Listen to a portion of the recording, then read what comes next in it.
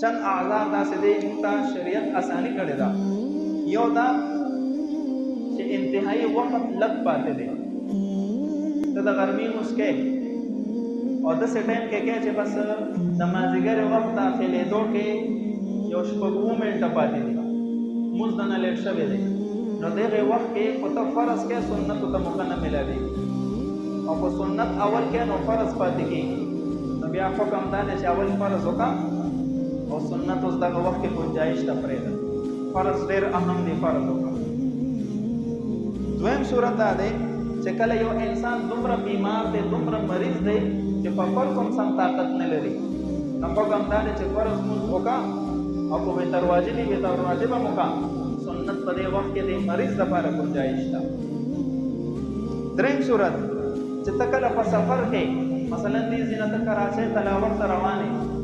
او تا باندې جلدي د ځان رسول ضروري دي، نو شریعت اسانه کړې ده ته به د لمونځ په ټایم کې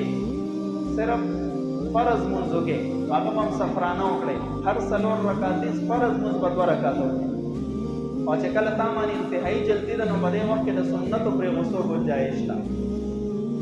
البته کو سفر د قرار دی، تا باندې هېڅ قسم جلدي نشته، نو فرض لمونځ خو به سفرانه وکړې، چې کم دوه رکعته یي هغه به دوه کې، چې کم درې رکعته یي هغه هم درې کې، چې کم څلور رکعتیز لمونځ وي هغه به دوه رکعته کې. البته فتوا بیا به دې ده چې سنت به هم کې،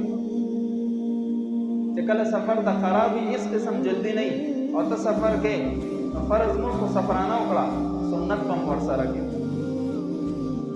نو ګوره د دغې اعذارو په بنیاد باندې شریعت موږ له اجازت راکړی دی. اوس دا قسم عذر نشته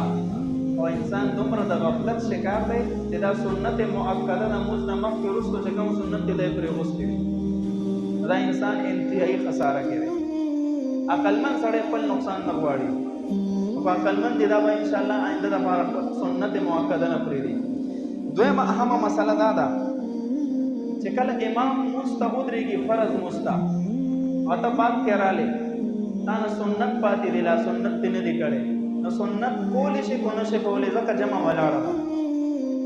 نو دا اتفاقي مسله وره.